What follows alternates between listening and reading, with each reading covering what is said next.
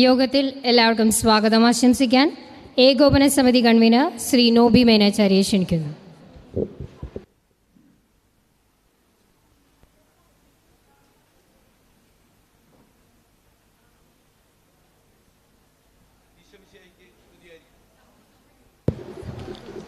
ഈശോമിശിഹായ്ക്ക് സ്തുതിയായിരിക്കട്ടെ.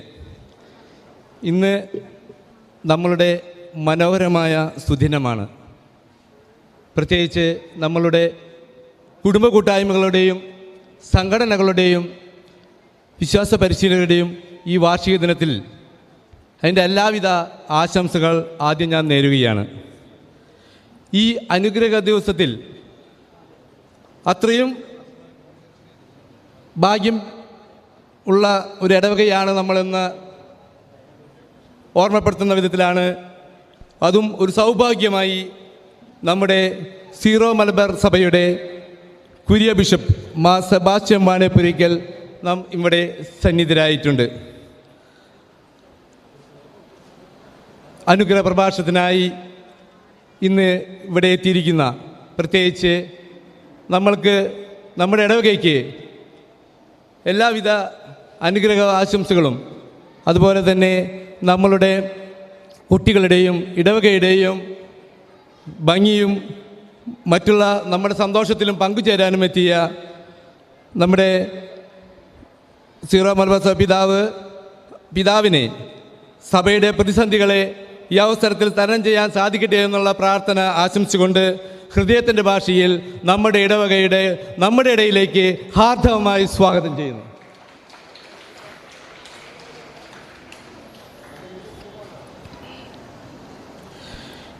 ഇനി സ്വാഗതം ചെയ്യാനുള്ളത് നമ്മുടെ മേജർ സെമിനാരി റക്ടർ അച്ഛൻ സെബാസ്റ്റ്യൻ ചാലക്കിലച്ഛനാണ്. നമ്മുടെ ക്ഷണം സ്വീകരിച്ച് പരിപാടിക്ക് കൃത്യസമയത്ത് എത്തിച്ചേർന്ന നമ്മുടെ ഇടവകയിലെ കാര്യങ്ങളിൽ എന്ന് അന്വേഷിക്കുന്ന, നമ്മളോട് സ്നേഹം പങ്കിടുന്ന റക്ടർ അച്ഛന്, പ്രത്യേകിച്ച് നമ്മുടെ വികാരി അച്ഛൻ്റെ ക്ഷണം സ്വീകരിച്ചാണ്. പ്രത്യേകിച്ച് ഇന്നലെ ഞങ്ങൾ അച്ഛനോട് ചോദിച്ചപ്പോൾ അച്ഛനാണ് പറയുന്നത്, ക്ഷണിച്ചിട്ടുണ്ട്, നിങ്ങൾ പോയി ക്ഷണിക്കലിനും കുഴപ്പമില്ല എന്ന് പറഞ്ഞത്. നമ്മളെ അത്രയും സ്നേഹിക്കുന്ന റക്ടർ അച്ഛനെ നിങ്ങൾ ഓരോരുത്തരുടെയും പേരിൽ ഞാൻ ഇവിടെ സ്വാഗതം ചെയ്യുന്നു.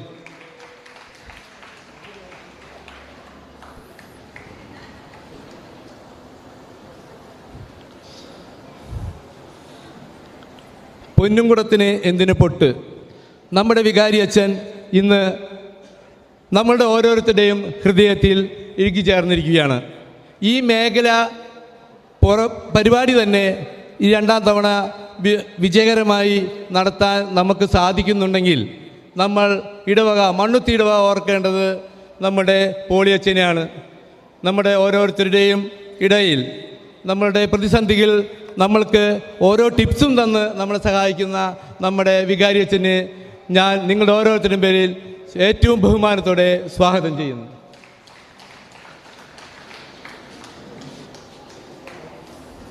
പിന്നെ നമ്മൾക്ക് കാണുമ്പോൾ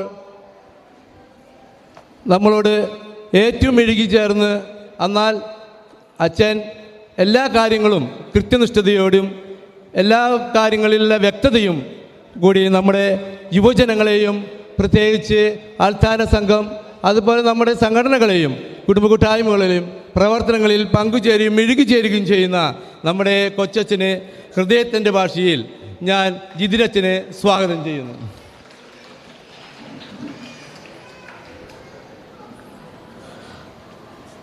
പിന്നെ സ്വാഗതം ചെയ്യാനുള്ളത് നമ്മുടെ ഇടവകയുടെ നെടുന്തൂണായ ട്രസ്റ്റിമാരായ ആശംസകൾ അർപ്പിക്കുന്ന സണ്ണിച്ചേട്ടൻ, അതുപോലെ തന്നെ നന്ദി പറയുന്ന ആൻഡോ ചാലിശ്ശേരി, അതുപോലെ നമ്മുടെ കൈക്കാരന്മാരുടെ സ്ഥാനത്ത് ജോയി പുളിക്കൻ, അതുപോലെ ജോണി KC, കുടുംബ കൂട്ടായ്മ കേന്ദ്ര സമിതി കൺവീനർ ആൻഡോ വി മാത്യു, ഓരോരുത്തരെയും നിങ്ങളെല്ലാവരെയും പ്രത്യേകം സ്വാഗതം പറയുകയാണ്. അതുപോലെ തന്നെ ലോകം മുഴുവൻ ഇന്ന് യൂട്യൂബിലൂടെ നമ്മുടെ പ്രവർത്തനങ്ങൾ കാണുന്ന എല്ലാവരെയും, നമ്മുടെ യുവജനങ്ങൾ ഇന്ന് പുറത്താണ്, ആ യുവജനങ്ങൾ നമ്മുടെ യൂട്യൂബ് ചാനലിലൂടെ ഇന്ന് ഈ പരിപാടി ലോകത്തിൽ കാണുന്നുണ്ടെങ്കിൽ അതിനുള്ള വളർച്ച നമ്മൾക്കുണ്ടായി, അല്ലെങ്കിൽ അതിനുള്ള കാര്യങ്ങളിൽ നമ്മൾ ഏറ്റവും ഭംഗിയായി ചെയ്യുന്നുണ്ട് എന്നതുകൊണ്ട് ഇന്ന് നടത്തുന്ന ഈ പരിപാടി അവർക്കും നമ്മുടെ ഇടയിൽ പങ്കുചേരുന്നുകൊണ്ടും നമ്മളോട് ഇവിടുത്തെ പരിപാടിയെക്കുറിച്ച് അന്വേഷിച്ചതുകൊണ്ടും അവരോടും ഇതിൽ പങ്കുചേർന്ന് ഈ പരിപാടികൾ നമ്മുടെ ഓരോ എന്താ പറയുക, ഒരു മാസമായിട്ട് നമ്മൾ പ്രവർത്തിച്ചു കൊണ്ടിരിക്കുന്ന കുടുംബ കൂട്ടായ്മകൾ പ്രാക്ടീസ് ചെയ്തുകൊണ്ടും, അതുപോലെ തന്നെ നമ്മുടെ സംഘടനകളും, അതുപോലെ തന്നെ നമ്മുടെ വിശ്വാസ പരിശീലന കുട്ടികളും അവരമ്മമാരും ഇവിടെ വന്ന് നമ്മൾക്കറിയാം അവരെ കാത്തു നിൽക്കുകയും ഈ പരിപാടി വിജയത്തിന് വേണ്ടി ഓരോ സമയം സ്വന്തം വീട്ടിൽ ഭക്ഷണം വരെ വയ്ക്കാണ്ട് ഇവിടെ വന്ന് നിൽക്കുന്നത് കാണാം. എങ്കിലും അതിനൊക്കെ ഉപരിയായി ഇന്നത്തെ പരിപാടി വിജയം എല്ലാം കൊണ്ട് നമുക്ക് ധന്യമാക്കാൻ കഴിയട്ടെ എന്ന് പറഞ്ഞുകൊണ്ട് എൻ്റെ വാക്കുകൾ ഉപസംഹരിക്കുന്നു. ജയ് ക്രൈസ്റ്റ്.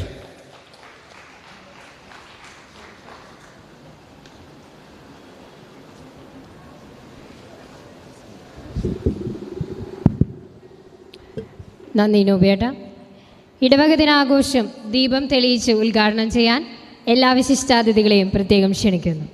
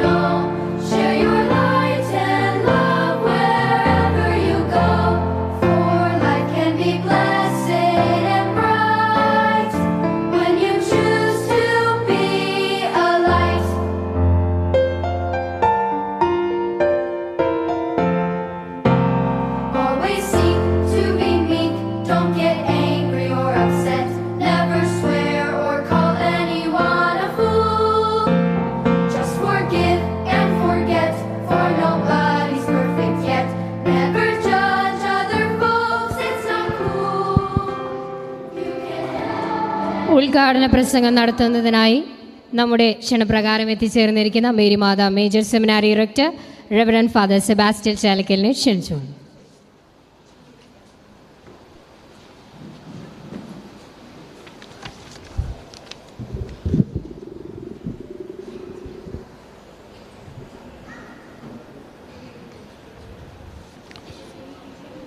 സീറോ മലബാർ സഭയുടെ കൂരിയ മെത്രാൻ അഭിവന്യ സെബാസ്റ്റ്യൻ വാണിയപ്പുരയ്ക്കൽ പിതാവേ, നമുക്കേവർക്കും പ്രിയങ്കരനായ നമ്മുടെ വികാരിയച്ഛൻ ബഹുമാനപ്പെട്ട പോളി നീലങ്കാവിലച്ച, ബഹുമാനപ്പെട്ട ജിതിനച്ച, വേദിയിലും സദസ്സിലുമുള്ള മറ്റ് വിശിഷ്ട വ്യക്തികളെ, ബഹുമാനപ്പെട്ട സിസ്റ്റേഴ്സ്, സ്നേഹമുള്ള മാതാപിതാക്കളെ, സഹോദരി സഹോദരന്മാരെ, പ്രിയ കുഞ്ഞുങ്ങളെ, ആദ്യമേ തന്നെ ഈ ദിവസത്തിൻ്റെ മംഗളങ്ങൾ ഏറെ സ്നേഹപൂർവ്വം നിങ്ങൾക്കെല്ലാവർക്കും ആശംസിക്കുകയാണ്. കുടുംബം കൂട്ടായ്മയുടെ ഭവനമാണ് എന്നതുപോലെ തന്നെ ഇടവക ഒരു കുടുംബമാണ്, കൂട്ടായ്മയുടെ ഇടമാണ്. നമ്മുടെ കുടുംബ ദിനമാണ് ഇന്ന് ആ അർത്ഥത്തിൽ നമുക്ക് പറയാൻ സാധിക്കും. നമ്മളെല്ലാം ഒരു കുടുംബമാണെന്ന ചിന്തയോടെ ഇവിടെ ആയിരിക്കുന്ന നിങ്ങൾക്കെല്ലാവർക്കും ഈ ഇടവക ദിനത്തിൻ്റെ മംഗളങ്ങളേറെ സ്നേഹപൂർവ്വം ആശംസിക്കുകയാണ്. ആത്മീയ ഗ്രന്ഥകാരന്മാർ ഒരു കുടുംബത്തിൻ്റെ 2 സാധ്യതകളെക്കുറിച്ച് പറയുന്നുണ്ട്. അത് ഏതൊരു കുടുംബത്തിനും ഏതൊരു സമൂഹത്തിനും സാധ്യമായ 2 അവസ്ഥകളാണ്.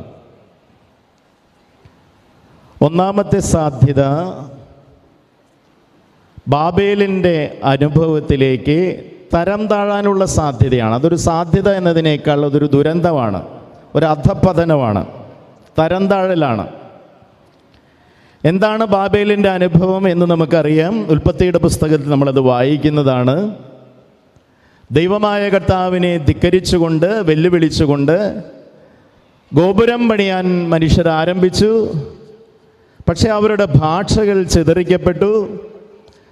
കല്ല് ചോദിച്ചപ്പോൾ മണ്ണും, മണ്ണ് ചോദിച്ചപ്പോൾ വെള്ളവും, വെള്ളം ചോദിച്ചപ്പോൾ കുമ്മായവും കൊണ്ടു കൊടുക്കുന്ന അവസ്ഥ. അവർക്ക് ഗോപുരം പണി പൂർത്തിയാക്കാൻ സാധിച്ചില്ല. ഭാഷകൾ ചിതറിക്കപ്പെട്ട, ഹൃദയ അടുപ്പമില്ലാത്ത, കൂട്ടായ്മയില്ലാത്ത ഭിന്നതയുള്ള അവസ്ഥയ്ക്ക് നമുക്ക് പറയാം ബാബേലിൻ്റെ അനുഭവം എന്ന്. ശ്രദ്ധിച്ചില്ലെങ്കിൽ ഒരു കുടുംബം, ഒരു സമൂഹം ഒക്കെ എത്തിച്ചേരാൻ സാധ്യതയുള്ള, തരം താഴാൻ സാധ്യതയുള്ള ഒരു ദുരനുഭവമാണ് ഇത്. ഇനി മറ്റൊരു സാധ്യതയുണ്ട് നമുക്കെല്ലാവർക്കും, നമ്മുടെ കുടുംബങ്ങൾക്കും ഇടവകയ്ക്കും ഏതൊരു സമൂഹത്തിനും. അത് പെന്തക്കുസ്തായുടെ അനുഭവത്തിലേക്ക് ഉയരാനുള്ള സാധ്യതയാണ്, വളരാനുള്ള സാധ്യതയാണ്. എന്താണ് പെന്തക്കുസ്ത തിരുനാളിൽ സംഭവിച്ചത് എന്ന് നമുക്കറിയാം. ശിഷ്യപ്രമുഖനായ പത്രോസ് തൻ്റെ ഭാഷയിൽ പ്രസംഗിച്ചപ്പോൾ ലോകത്തിൻ്റെ വിവിധ ഭാഗങ്ങളിൽ നിന്ന് തടിച്ചുകൂടിയ സകല മനുഷ്യർക്കും അത് തങ്ങളുടെ ഭാഷയിൽ മനസ്സിലാവുകയാണ്. ഭാഷ മനസ്സിലാകുന്ന, ഹൃദയങ്ങൾ തമ്മിൽ അടുപ്പമുള്ള, കൂട്ടായ്മയുള്ള, സ്നേഹമുള്ള, ബന്ധമുള്ള അവസ്ഥയ്ക്ക് നമുക്ക് പെന്തക്കുസ്ത അനുഭവം എന്ന് വിളിക്കാം. നമുക്ക് ലക്ഷ്യം വെക്കേണ്ടത്, നാം ഒക്കെ ആയിത്തീരാൻ ശ്രമിക്കേണ്ടത്, ഒരു കുടുംബമായാലും ഇടവകയായാലും വളരാൻ ശ്രമിക്കേണ്ടത് ഈ പെന്തക്കുസ്തായുടെ അനുഭവത്തിലേക്കാണ്. തീർച്ചയായും പരിശുദ്ധാത്മാവിൻ്റെ നിറവ് ഉണ്ടാകുമ്പോഴാണ് ഈ പെന്തക്കുസ്തായുടെ അനുഭവം ഉണ്ടാകുന്നതെന്ന് ഞാൻ പറയാതെ തന്നെ നിങ്ങൾക്കറിയാം. കൂട്ടായ്മ, ബന്ധം, സ്നേഹം, ഐക്യം ഇതെല്ലാം പരിശുദ്ധാത്മാവിൻ്റെ പ്രവർത്തനമാണ്. ഭിന്നത, അനൈക്യം, ശത്രുത, പരസ്പരം മനസ്സിലാകാതെ വരൽ ഇതെല്ലാം പിശാചിൻ്റെ പ്രവർത്തനമാണ്. അപ്പോൾ ഈ ഇടവക ദിനത്തിൽ ഒരു കുടുംബമായി നമ്മളിവിടെ ഒരുമിച്ച് കൂടിയിരിക്കുമ്പോൾ നമുക്കുള്ളിലൊരു ആഗ്രഹം ഉണ്ടാകണം. കർത്താവേ, പെന്തക്കുസ്തായുടെ അനുഭവത്തിലേക്ക് ഞങ്ങളുടെ ഇടവകയെ അനുദിനവും വളർത്തണമേ, ആ അനുഭവത്തിൽ മുന്നേറാൻ, വളരാൻ ഞങ്ങളെ സഹായിക്കണമേ എന്ന പ്രാർത്ഥന നമ്മുടെ ഹൃദയങ്ങളിൽ ഉണ്ടാകണം. ഫ്രാൻസിസ് മാർപ്പാപ്പ ലോകമെമ്പാടുമുള്ള എല്ലാ ക്രൈസ്തവരോടും നൽകിയ ഒരു സന്ദേശം കൂടെ നിങ്ങളുമായി പങ്കുവച്ചിട്ട് ഞാൻ അവസാനിപ്പിക്കുകയാണ്. ഫ്രാൻസിസ് മാർപ്പാപ്പ പറഞ്ഞു, നമ്മൾ ഓരോരുത്തരും, നിങ്ങൾ ഓരോരുത്തരും അഞ്ചാമത്തെ സുവിശേഷമാകണം. നമുക്കറിയാം 4 സുവിശേഷങ്ങളുണ്ട്. മത്തായിയുടെ സുവിശേഷം, മർക്കോസിൻ്റെ സുവിശേഷം, ലൂക്കായുടെ സുവിശേഷം, യോഹന്നാൻ്റെ സുവിശേഷം. 4 സുവിശേഷങ്ങളുണ്ട്.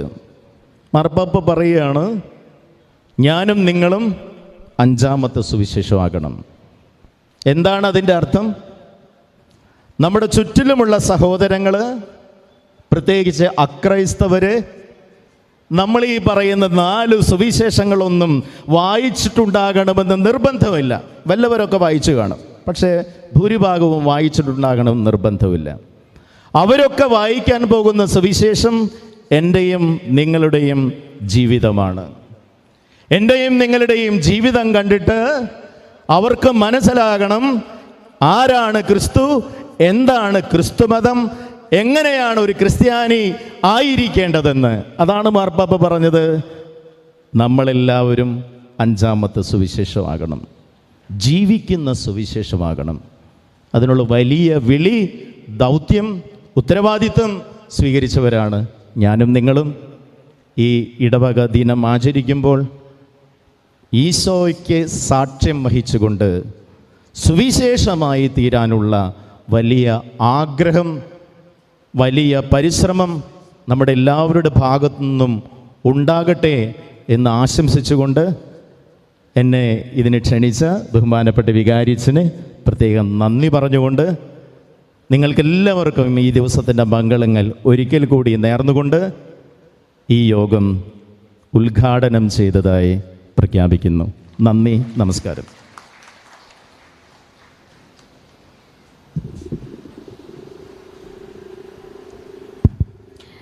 നന്ദി അച്ഛ. നമ്മുടെ അഭിവന്ദ്യ പിതാവിനെ നമുക്കെല്ലാവർക്കും അറിയാമെങ്കിലും അദ്ദേഹത്തെക്കുറിച്ച് രണ്ട് വാക്ക് പറയാൻ ഞാൻ ആഗ്രഹിക്കുകയാണ്. അഭിവന്ദ്യ Mar Sebastian Vaniyapurakkal Shri V M തോമസിൻ്റെയും ശ്രീമതി ഏലിയാമ്മയുടെയും 8ാമത്തെ മകനായി ജനിച്ചു. അദ്ദേഹം കാഞ്ഞിരപ്പള്ളി നിർമ്മലഗിരി ഇടവകക്കാരനാണ്. മൗണ്ട് സെൻറ് തോമസിൽ Syro Malabar major archiepiscopal vice ചാൻസലറായി സേവനമനുഷ്ഠിക്കുന്നതിനിടെയാണ് അദ്ദേഹം കൂരിയ ബിഷപ്പായി തിരഞ്ഞെടുക്കപ്പെട്ടത്. മലയാളത്തിന് പുറമെ ഇംഗ്ലീഷ്, ഇറ്റാലിയൻ, ജർമ്മൻ ഭാഷകളിൽ പിതാവിന് പ്രാവീണ്യമുണ്ട്. സീറോ മലബാർ സഭയുടെ 2ാമത്തെ കൂരിയ ബിഷപ്പാണ് മാർ സെബാസ്റ്റ്യൻ വാണിയപ്പുരയ്ക്കൽ. അദ്ദേഹത്തെ ഏറ്റവും ആദരവോടെയും ബഹുമാനത്തോടെയും നമ്മുടെ ഇടവകയിലേക്ക് സ്വാഗതം ചെയ്യുന്നതോടൊപ്പം അനുഗ്രഹ പ്രഭാഷണം നടത്തുന്നതിനായി ക്ഷണിക്കുകയും ചെയ്യുന്നു.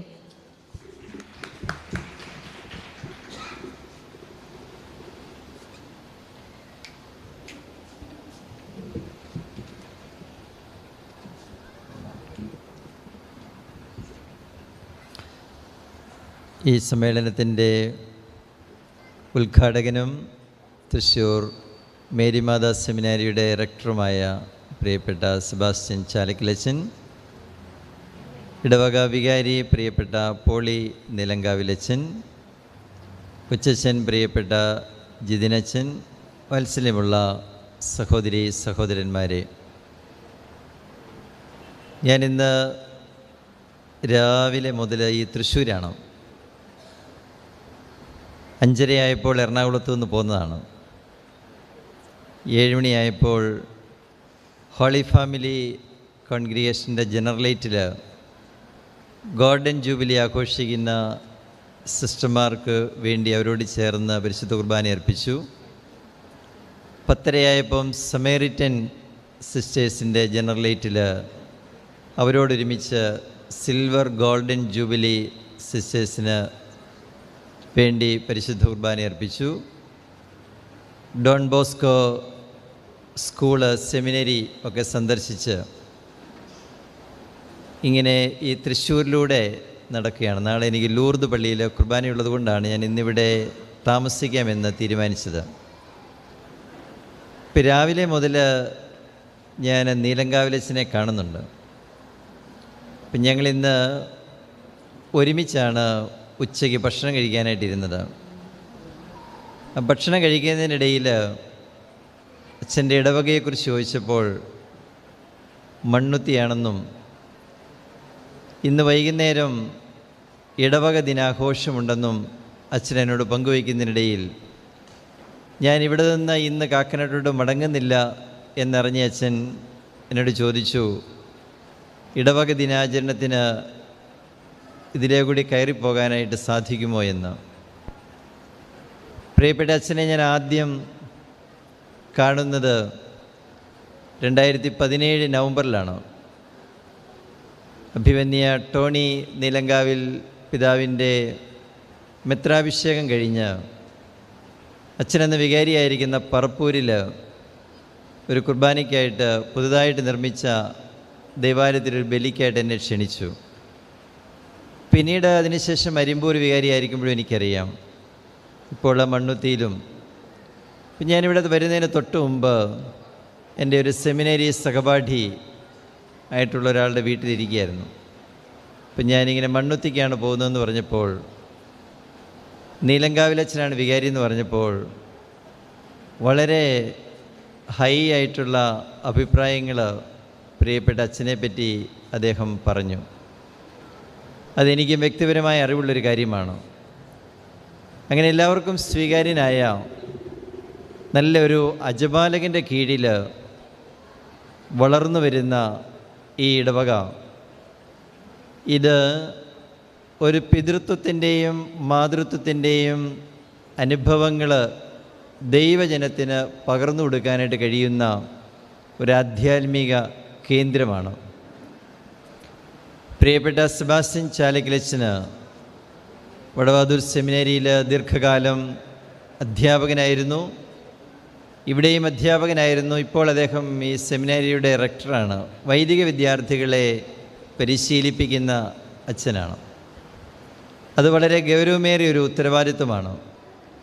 ഭാവി വൈദികർക്ക് ആവശ്യമായ ജീവിത മാതൃകകൾ കൊടുക്കുവാനും പ്രബോധനങ്ങൾ കൊടുക്കുവാനും സാധിച്ചുകൊണ്ട് അവരെ പരിശീലിപ്പിക്കുന്ന ഒരു പ്രക്രിയയിലാണ്. ഇപ്പോൾ സെമിനാരി പരിശീലനത്തിൽ ഞങ്ങളൊക്കെയും പഠിക്കുന്ന കാലത്തൊക്കെ ഇടവകകളുമായി എപ്പോഴും ബന്ധപ്പെട്ട് നിൽക്കാനായിട്ടുള്ള ആഭിമുഖ്യങ്ങൾ പരിശീലകർ ഞങ്ങൾക്ക് തരുമായിരുന്നു. അങ്ങനെ ഇടവക ശുശ്രൂഷകൾ ഏത് വിധമാണെന്ന് ഉള്ള കാഴ്ചപ്പാടുകൾ സെമിനറിയിൽ പഠിക്കുന്ന സമയത്ത് തന്നെ ഞങ്ങൾക്ക് ലഭിച്ചിരുന്നു.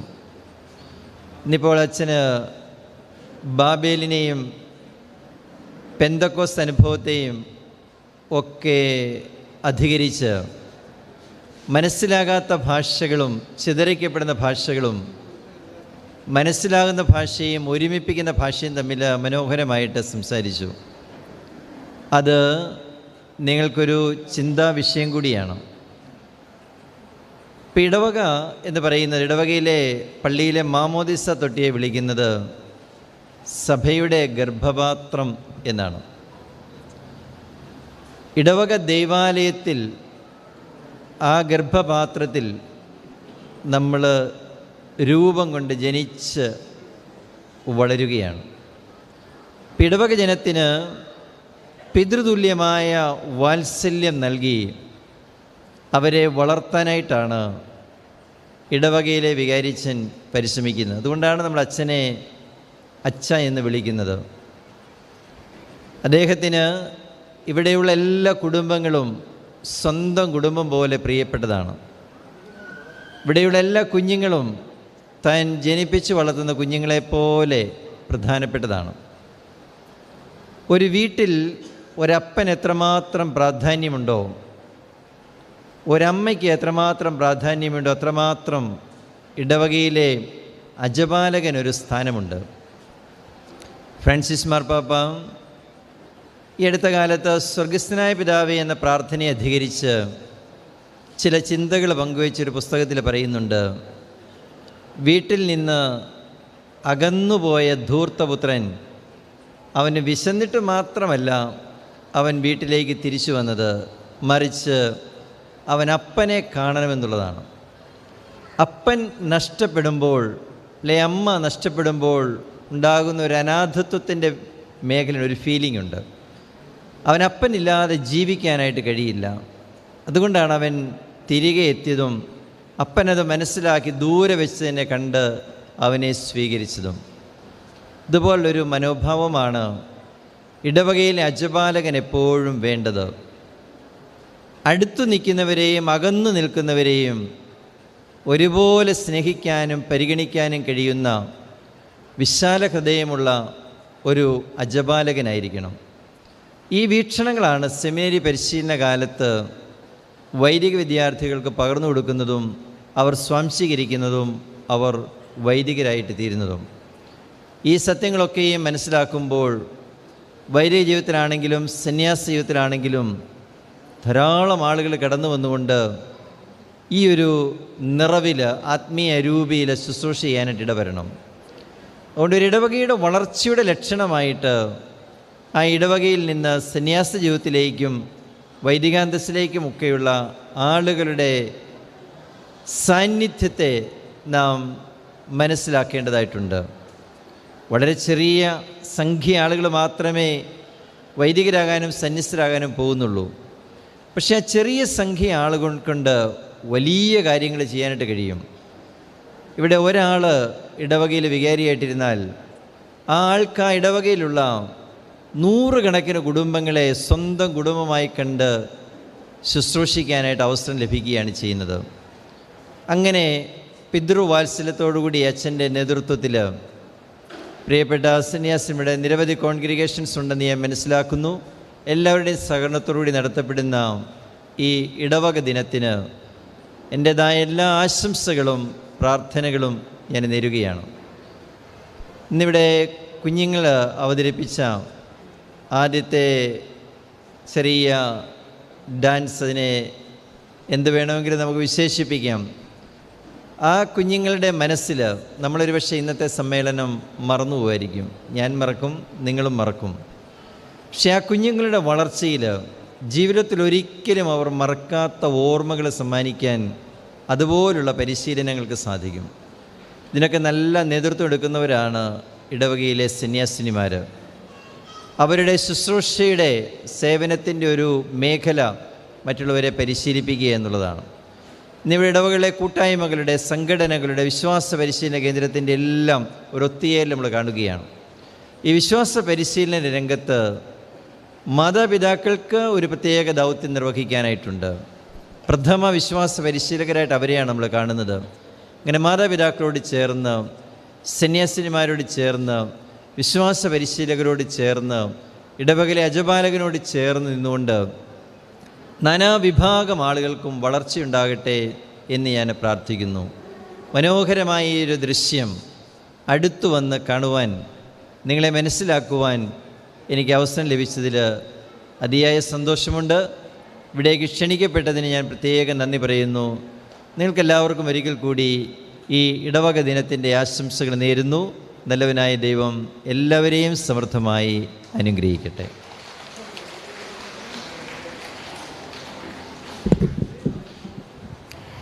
അനുഗ്രഹ പ്രഭാഷണം നടത്തിയ പിതാവിന് നന്ദി പറയുന്നു. അധ്യക്ഷ പ്രസംഗത്തിനായി നമ്മുടെ പ്രിയപ്പെട്ട വികാരിയച്ഛൻ റെവറൻ ഫാദർ പോളി നീലങ്കാവലിനെ ക്ഷണിച്ചുകൊള്ളുന്നു.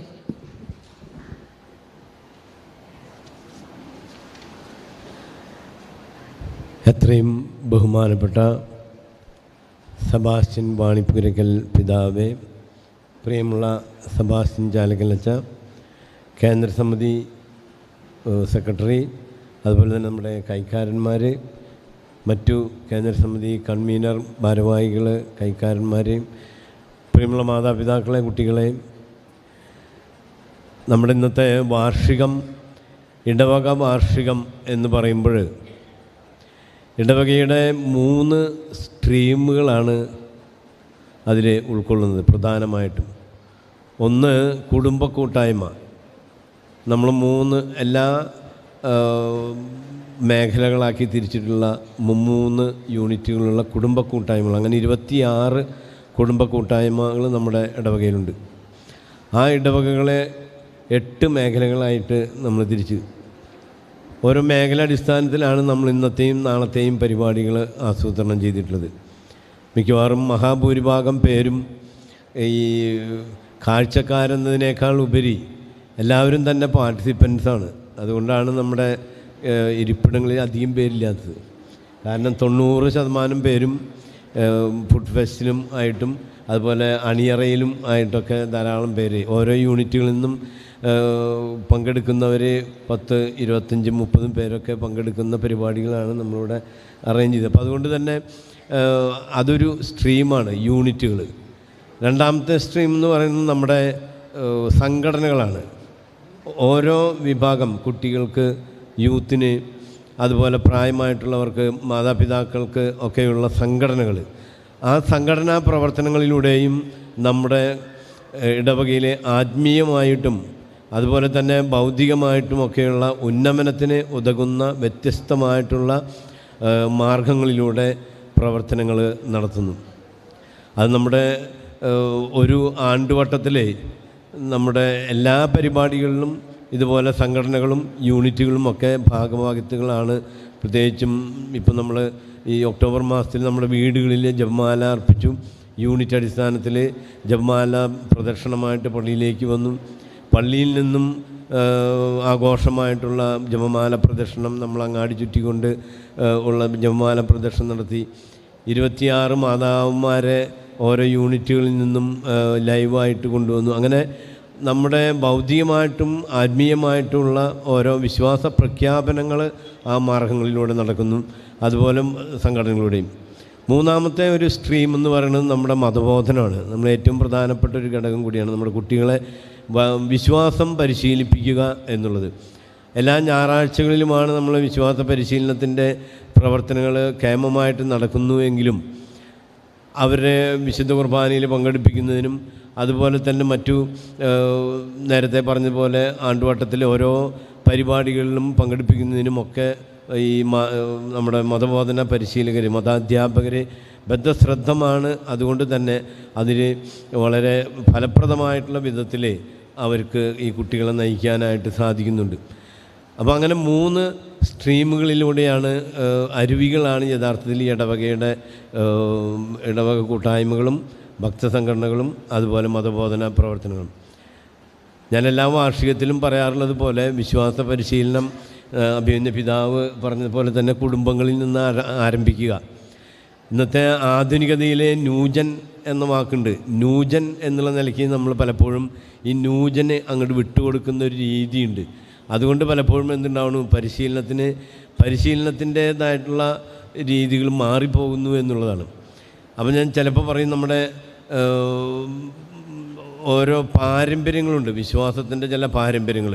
കഴിഞ്ഞ 1-2 വർഷമായിട്ട് ഞാൻ ഇത് തന്നെയാണ് പറയാറ്.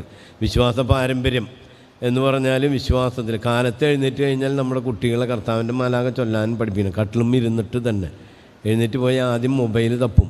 അതിന് പകരം എഴുന്നേറ്റ് കഴിഞ്ഞാൽ കട്ടിലും ഇരുന്നിട്ട് കർത്താവിൻ്റെ മാലാഖ ത്രിസന്ധ്യാജപം കാലത്ത് തന്നെ ചെല്ലാൻ പഠിക്കണം. പലപ്പോഴും അതില്ല.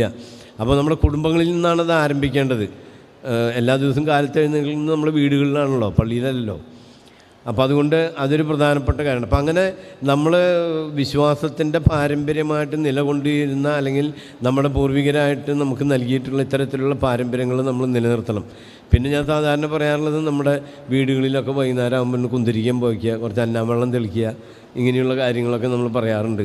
അതൊക്കെ നമ്മുടെ ദൈവവിചാരം നമുക്കുണ്ടാകാനായിട്ടുള്ള ചില അവസരങ്ങളാണ്. അപ്പോൾ അതൊക്കെ നമ്മൾ മാതാപിതാക്കന്മാർ വീടുകളിൽ ചെയ്യേണ്ട പരിശീലനത്തിൻ്റെ ഭാഗങ്ങളാണ്. അപ്പോൾ ഇങ്ങനെ നമ്മുടെ ഒരു ഇടവകയുടെ വളർച്ചയിൽ ഈ 3 സ്ട്രീമുകളും പ്രധാനപ്പെട്ടതാണ്. അപ്പോൾ കുടുംബങ്ങളിലൂടെ നമ്മൾ വളർത്തിക്കൊണ്ടുവരുന്ന ഈ വിശ്വാസത്തിൻ്റെ ദീപശിഖ, നമ്മൾ പണ്ട് നമ്മുടെ മുദ്രാവാക്യത്തിൽ അതാണ്, നമ്മൾ കെടാതെ നമ്മൾ സൂക്ഷിക്കും. വിശ്വാസത്തിൻ്റെ ദീപശിഖ കെടാതെ ഞങ്ങൾ സൂക്ഷിക്കും. അത് തലമുറ കൈമാറി, അതാണ് പ്രധാനം. അപ്പോൾ നമ്മൾ തലമുറകളിലേക്ക് കൈമാറി കൊടുക്കാൻ നമുക്ക് സാധിക്കണം എന്നാണ് എനിക്ക് ഓർമ്മിപ്പിക്കാനുള്ളത്. അവിടെ പലപ്പോഴും നമ്മുടെ ന്യൂജൻ ശൈലി മാറ്റി നിർത്താൻ സാധിക്കണം. ന്യൂജൻ എന്ന് പറഞ്ഞുകൊണ്ട് ആ പാരമ്പര്യങ്ങൾ ഒഴിവാക്കി കഴിഞ്ഞാൽ വിശ്വാസം കൈമാറാൻ നമുക്ക് സാധിക്കാതെ പോകും. അതുകൊണ്ട് നമ്മുടെ കുടുംബങ്ങളിലെ മാതാപിതാക്കന്മാരാണ് ആദ്യത്തെ മതബോധന അധ്യാപകർ എന്നുള്ള കാര്യം പ്രത്യേകം ഓർമ്മിപ്പിച്ചുകൊണ്ട് ഞാൻ എൻ്റെ വാക്കുകൾ നിർത്തുന്നു. നിങ്ങൾക്കെല്ലാവർക്കും ഈ 2 ദിവസത്തിൻ്റെയും പ്രത്യേകമായിട്ടുള്ള ആഘോഷത്തിൻ്റെ ആശംസകളും പ്രാർത്ഥനകളും പ്രത്യേകമായിട്ട് നേരുകയും ചെയ്യുന്നു. നന്ദി. നന്ദി അച്ഛ. അടുത്തതായി സമ്മാനദാനമാണ്. കഴിഞ്ഞ അധ്യയന വർഷത്തിൽ വിശ്വാസ പരിശീലനത്തിൻ്റെ 10-12 ACC ക്ലാസ്സുകളിൽ ഉന്നത വിജയം കരസ്ഥമാക്കിയ കുട്ടികൾക്കുള്ള സമ്മാനദാനം നിർവഹിക്കുന്നതിനായി അഭിമന്യ പിതാവ് മാർ സെബാസ്റ്റ്യൻ വാണിയപ്പുരയ്ക്കലിനെ ക്ഷണിച്ചുകൊള്ളുന്നു.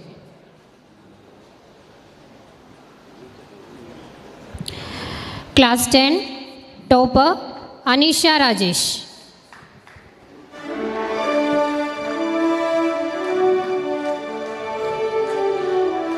അനീഷയ്ക്ക് PTA സ്പോൺസർ ചെയ്തിരിക്കുന്ന ക്യാഷ് അവാർഡാണ്. Class 12 Solji Varghese.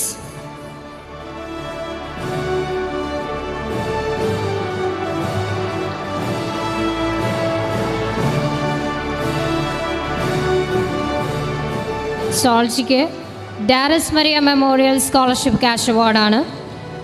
ACC topper Ebeena Biju.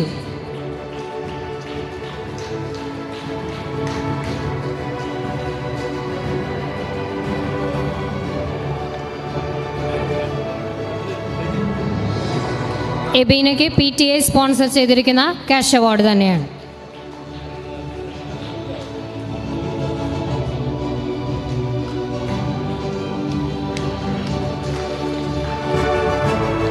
സമ്മാനദാനം നിർവഹിച്ച പിതാവിന് നന്ദി പറയുന്നു. അടുത്തതായി സമ്മാനദാനം നിർവഹിക്കുന്നത് നമ്മുടെ Marymatha major seminary rector father Sebastian ചാലക്കലാണ്. കഴിഞ്ഞ അധ്യയന വർഷം ഫുൾ അറ്റൻഡൻസ് നേടിയ വിശ്വാസ പരിശീലന അധ്യാപകയ്ക്കുള്ള സമ്മാനമാണ് സിസ്റ്റർ ഹിമ ജോൺ CHF.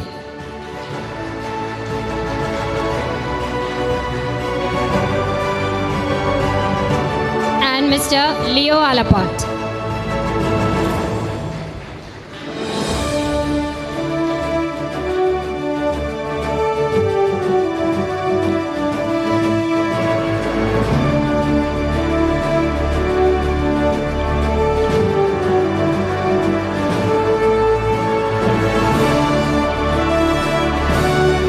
അടുത്തതായി അതിരൂപത തലത്തിൽ നടത്തിയ വിശ്വാസ പരിശീലന അധ്യാപകരുടെ ആപ്റ്റിറ്റ്യൂഡ് പരീക്ഷയിൽ അതിരൂപതയിൽ നിന്ന് 2ാം റാങ്ക് കരസ്ഥമാക്കിയ ഡോക്ടർ ലൂസി KM.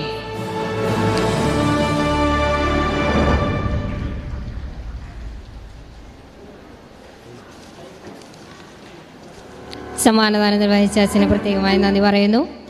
അടുത്തതായി എല്ലാവർക്കും ആശംസകൾ അർപ്പിച്ച് സംസാരിക്കാൻ നമ്മുടെ പ്രിയപ്പെട്ട കൊച്ചച്ഛൻ റവറൻ ഫാദർ ജിതിൻ നെല്ലങ്കരയെ ക്ഷണിക്കുന്നു.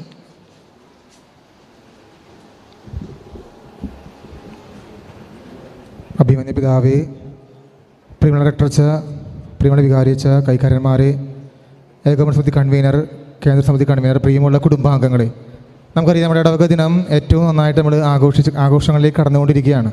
അപ്പോൾ എല്ലാവർക്കും എല്ലാവിധ ആശംസകളും സ്നേഹപൂർവ്വം നേരുകയാണ്. നമ്മുടെ വിശ്വാസ പരിശീലനത്തിൻ്റെയും ഭക്തസംഘടനകളുടെയും കുടുംബ കൂട്ടായ്മയുടെയും സംയുക്തമായ വാർഷികം ഒരുമിച്ച് ഒന്നു ചേർന്ന് ആഘോഷിക്കാനുള്ള എല്ലാവിധ ആശംസകളും പ്രത്യേക ദൈവത്തിന് കൃപയും ഉണ്ടാകട്ടെന്ന് ആശംസിച്ചുകൊണ്ട് പ്രാർത്ഥിച്ചു നിർത്തുന്നു. നന്ദി, നമസ്കാരം.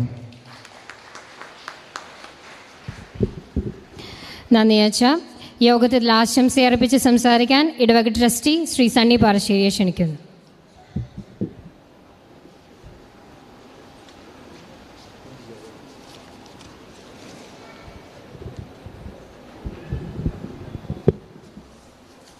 സ്നേഹം നിറഞ്ഞ പിതാവേ,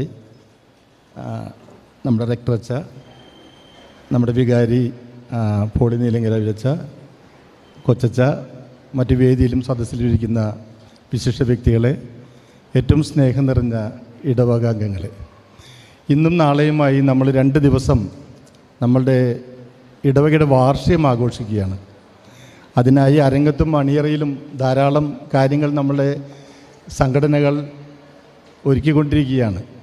ഒത്തിരി കലാപരിപാടികളും അതോടൊപ്പം വൈവിധ്യമാർന്ന ഫുഡ് ഫെസ്റ്റ് നമ്മൾ ഒരുക്കിയിട്ടുണ്ട്. ഇതെല്ലാം അനുഭവിക്കുവാനും ആസ്വദിക്കുവാനും ഇതൊരു ആഘോഷമാക്കുവാനും നിങ്ങളേവരെയും ഞാൻ ഹൃദയപൂർവ്വം ക്ഷണിക്കുകയും എല്ലാവിധ ആശംസകളും നേർന്നുകൊള്ളുകയും ചെയ്യുന്നു. നന്ദി, നമസ്കാരം.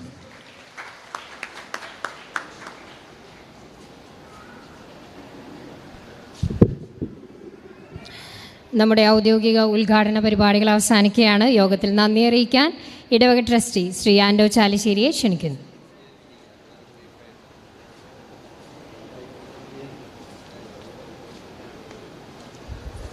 ഏറ്റവും ബഹുമാനപ്പെട്ട സദസ്സിലും വേദിയിലിരിക്കുന്ന വിശിഷ്ട വ്യക്തികളെ, പ്രിയ ഇടവക അംഗങ്ങളെ, നമുക്കറിയാവുന്നതുപോലെ ഇന്ന് നമ്മൾ നല്ലൊരു സുദിനമാണ്. ഇടവക ദിനം ആചരിക്കുന്ന ഈ വേളയിൽ ഈ ഇടവക ദിനം ഏറ്റവും മനോഹരമാക്കാൻ ഇവിടെ എത്തിച്ചേർന്ന അഭിമന്യ പിതാവ് മാർ സെബാസ്റ്റ്യൻ വാണിയമ്പുരയ്ക്കലിനെ ആദ്യമായി നമ്മുടെ ഇടവകയുടെ പേരിലും നമ്മുടെ യൂണിറ്റുകളുടെ പേരിലും നന്ദി പറയുന്നു. അതുപോലെ തന്നെ നമ്മുടെ ഇടവക ദിനം ഉദ്ഘാടനം ചെയ്യാൻ ഇവിടെ എത്തിച്ചേർന്ന major seminary rector Sebastian Chalakkan അച്ഛനെയും നമ്മുടെ യൂണിറ്റിൻ്റെ പേരിലും ഇടവകയുടെ പേരിലും ഞാൻ നന്ദി പറയുന്നു. അതുപോലെ തന്നെ വേദിയിലിരിക്കുന്ന എല്ലാ വിശിഷ്ട വ്യക്തികൾക്കും, പ്രത്യേകിച്ച് നമ്മുടെ വികാരിയച്ഛനും കൊച്ചച്ഛനും ഇവിടെ എത്തിച്ചേർന്നിട്ടുള്ള എല്ലാ ഇടവാംഗങ്ങൾക്കും, ഈ പരിപാടി ഏറ്റവും മനോഹരമാക്കാൻ ഇവിടെ എത്തിച്ചേർന്ന എല്ലാവർക്കും നന്ദി പറഞ്ഞുകൊണ്ട് നിർത്തുന്നു. നന്ദി, നമസ്കാരം.